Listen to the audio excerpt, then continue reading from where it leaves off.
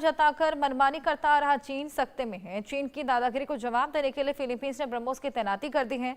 भारत का स्वदेशी antiship missile BrahMos, ये वही ब्रह्मोस है जिसने ऑपरेशन सिंदूर के दौरान पाकिस्तान में भारी तबाही मचाई थी। ब्रह्मोस की ताकत से चीन अनजान नहीं है, उसने पाकिस्तान में तबाही का मंजर देखा है। ऑपरेशन सिंदूर के बाद से दुनिया में ब्रह्मोस की मांग बढ़ी हुई है और दक्षिण चीन सागर में चीन से परेशान इंडोनेशिया भी ब्रह्मोस की खरीद कर रहा है। भारत और इंडोनेशिया के बीच आखिरी दौर की बातचीत चल रही है। ब्रह्मोस की तैनाती कर फिलीपींस अब चीन की हर चाल का जवाब देने की मजबूत स्थिति में आ गया है। ब्रह्मोस मिसाइल की ताकत पाक में मचाई थी आफत। फिलीपींस में ब्रह्मोस की तैनाती चीन को सिंदूर की याद आई।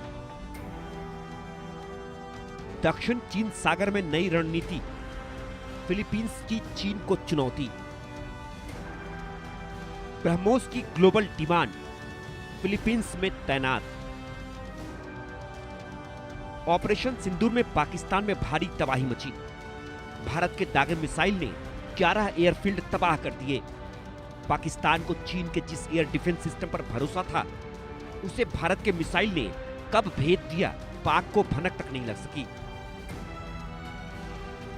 भारत का वो घातक और विनाशक एंटीशिप मिसाइल जिसने प्रधानमंत्री शहबाज शरीफ और सेना प्रमुख आसिम मुनीर को बंकर में छिपने पर मजबूर कर दिया। भारत का ये मिसाइल है ब्रह्मोस, सबसे घातक और सटीक हमले में दक्ष।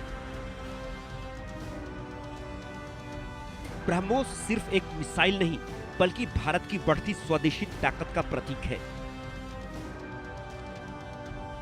अब इसी ब्रह्मोस मिसाइल से चीन दहशत में है, क्योंकि चीन पाकिस्तान में बर्बादी और तबाही का मंजर देख चुका है। चीन के खौफ की वजह फिलीपींस में ब्रह्मोस की हुई तैनाती है। फिलीपींस ने खुद ही अपनी पहली BrahMos supersonic antiship missile battery को सार्वजनिक किया है। ऐसा कर उसने साफ इशारा कर दिया कि उसकी तटीय रक्षा क्षमता अब मजबूत और अभेद्य हो चुकी है। फिलीपींस ने क्षेत्रीय पावर डायनामिक्स को भी बदलने का संकेत दे दिया है। मरीन कॉर्प्स ने वीडियो जारी कर ब्रह्मोस की बैटरी पश्चिमी लुजोन यानी जाम्बालेस में स्टेज करने की जानकारी दी है। ब्रह्मोस मिसाइल की रेंज 290 किलोमीटर है, यानी फिलीपींस अब पश्चिमी जल क्षेत्र की रक्षा अपने बूते कर सकता है। पश्चिमी जल क्षेत्र से बाहर की सतही जहाजी धमकियों को सीधे तौर पर निशाना बना सकता है।